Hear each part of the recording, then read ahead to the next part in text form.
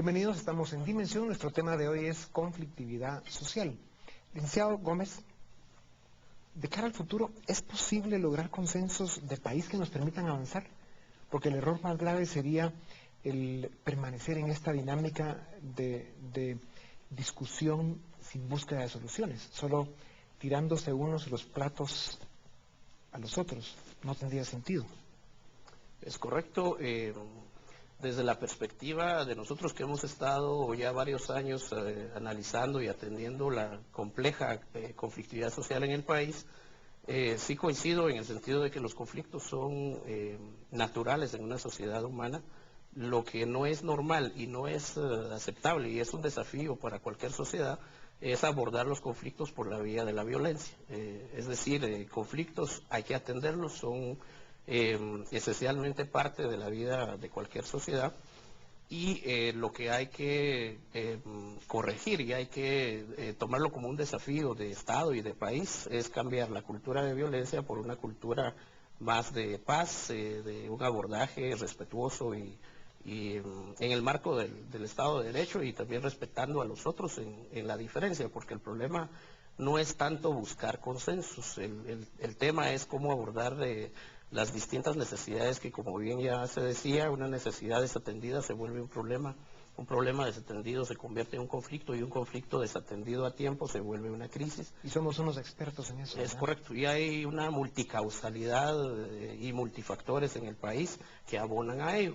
Entonces el reto y el desafío obviamente es que el Estado realmente vaya mejorando sus mecanismos, sus herramientas, para generar un círculo virtuoso y corregir el círculo vicioso que hasta ahora hay. Sí. Y creo yo, eso es un reto de todos los actores de la sociedad, debiera de utilizarse y potenciarse instrumentos y mecanismos ya existentes, como el sistema de consejos de desarrollo, desde lo local, desde el municipio, desde el departamento, hasta llegar a nivel nacional. Creo que ahí hay un gran desafío en atender los conflictos a tiempo, desde una etapa preventiva. La educación tiene mucho que ver, el que todos aportemos para que se busque una atención adecuada y oportuna a ellos, a los conflictos, creo que es parte del comienzo de una posible solución. Obviamente es un tema no de recetas, es un proceso de mediano y largo plazo, pero a pesar de los pesares, considero que hay todavía mucha potencialidad en el país. En los pueblos indígenas hay valores, principios, prácticas que se podrían bien aprovechar para bien de la población. Claro. No, y cuando habla de que hay oportunidades, eso nos da la esperanza que necesitamos para ver la forma de salir de la coyuntura en la que vivimos atrapados, para poder proyectar el futuro. Y la pregunta es, ¿cómo logramos eso, licenciado Linares? Bueno, yo creo que, y volviendo a la pregunta que usted le planteaba inicialmente, licenciado Gómez, el tema de cómo es posible lograr consensos, yo creo que se necesita primero de las partes que están en la demanda y que tienen que atender esa demanda, es una disposición a alcanzar acuerdos, porque ahí sí que no puede haber acuerdos si no hay voluntad de alcanzarlos. Segundo, creo que tienen, porque y en cualquier tipo de conflicto, en lo laboral, en el conflicto, la disputa pues, entre lo comunitario, entre un sector y el Estado, también el reconocimiento de que no se tiene toda la verdad, que se tiene una parte de la verdad, no ponerse, por lo que mencionaba el licenciado Garavito, en esa posición polar, maniquea, de que todo es bueno, todo es malo y no hay ninguna posibilidad de encuentro. Entonces, tener esa convicción de que es posible alcanzar acuerdos a partir de concesiones mutuas y que la parte que está enfrente de mí sus intereses son tan legítimos como los de mi parte. Y entonces de esa forma podremos ir avanzando a encontrar un punto en donde haya una solución también satisfactoria hasta cierto punto, porque no podemos pensar que en la búsqueda de un acuerdo, de un consenso, pues una parte tenga una satisfacción absoluta y la otra se quede sin nada, sino que es, como decía, una cuestión de concesiones mutuas y a partir de ahí encontrar la mejor solución posible, como lo decía el expresidente Cerezo cuando puso de moda el tema de la concertación, que decía el máximo acuerdo posible dentro del desacuerdo.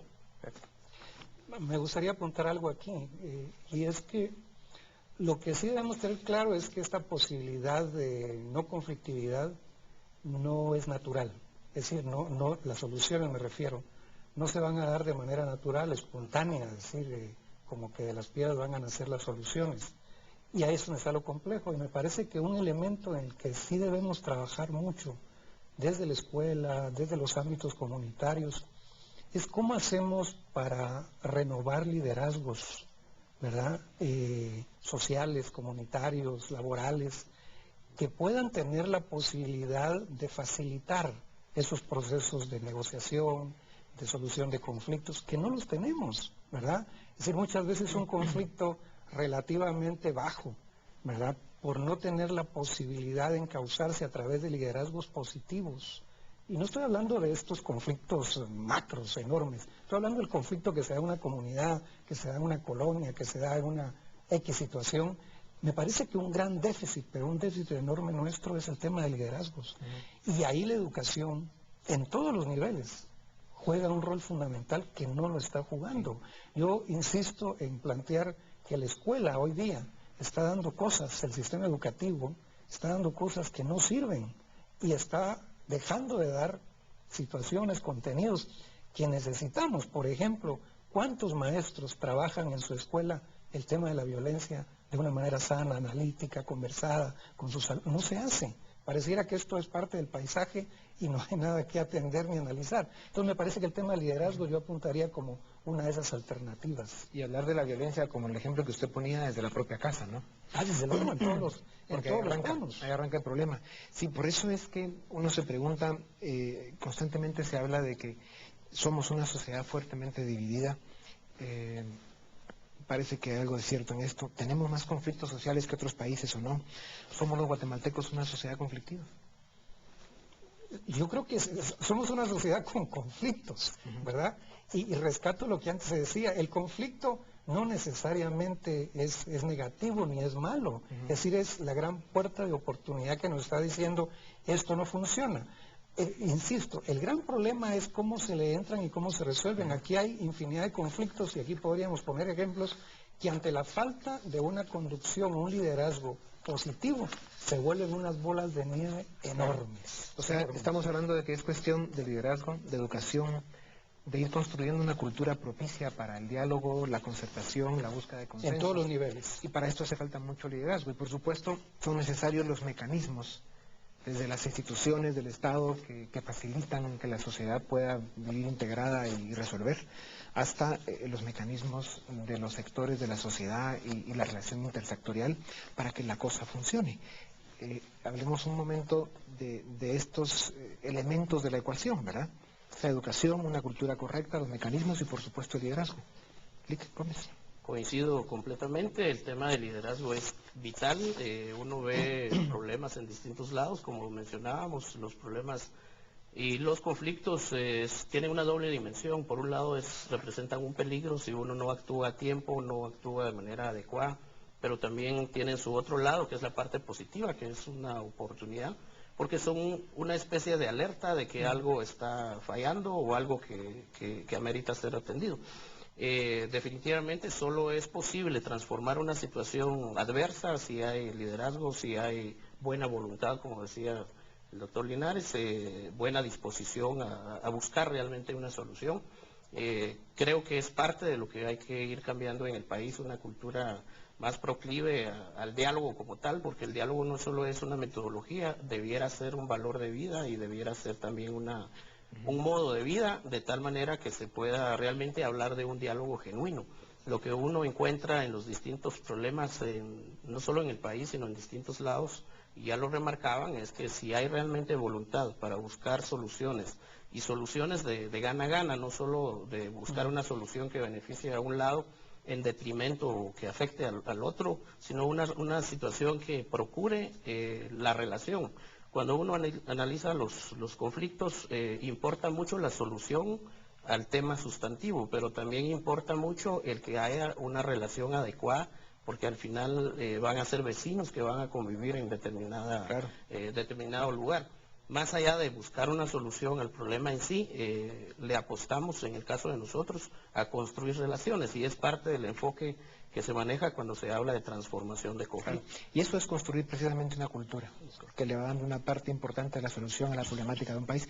Licenciado Linares, la conflictividad social tiene muchas caras: ideología, necesidades, reivindicaciones. ¿Es posible lograr consensos en países con tantas realidades como las realidades de Guatemala? ¿Es que acaso en nuestro país consenso tiene un significado diferente para cada grupo? No, como decía el licenciado Garavito, pues no es que seamos un país conflictivo, sino que, como decía, con conflictos. Entonces, desde el punto de vista de que si es posible, yo creo que aun cuando es difícil, es necesario encontrar soluciones a la conflictividad. Y en este tema de la ecuación que usted mencionaba, entre uno de las partes de esa ecuación, el tema institucional, el Estado como árbitro, como conciliador, como el ente que proporciona satisfacción a las necesidades básicas, fundamentales de la sociedad, y el papel es clave, porque y ahí se necesita también un Estado que tenga legitimidad en su actuación, que tiene la legitimidad del gobierno en el sistema democrático, que tenemos la legitimidad del voto popular, pero también legitimarse con su actuación, con su papel, para que pueda ser un interlocutor válido y un árbitro o un conciliador confiable ante los ojos de la gente que está en las posiciones de insatisfacción o de conflicto. Y aquí entonces también vamos a la cuestión de que muchos de los conflictos se derivan de insatisfacciones, y entonces lo que necesitamos es un Estado con recursos, que lo sepa usar racionalmente, con honestidad, con transparencia, pero no podemos resolver los problemas tan grandes que tenemos en Guatemala en materia de insatisfacciones, con los limitadísimos recursos con que cuenta el Estado guatemalteco y con que cuentan las instituciones. Y también ahí, pues el tema de un funcionariado, un servicio civil que es la masa crítica del Estado, que alimenta a los tomadores de decisiones, pues también es fundamental, porque con instituciones donde cada 4 años se barre con lo que se encuentra, pues qué posibilidades hay de acumular experiencia y de acumular capacidad para identificar problemas, identificar soluciones e implementarlas. Sin duda alguna. Vamos a un corte nuevamente y regresamos para seguir en Dimensión, nuestro tema de hoy, conflictividad social.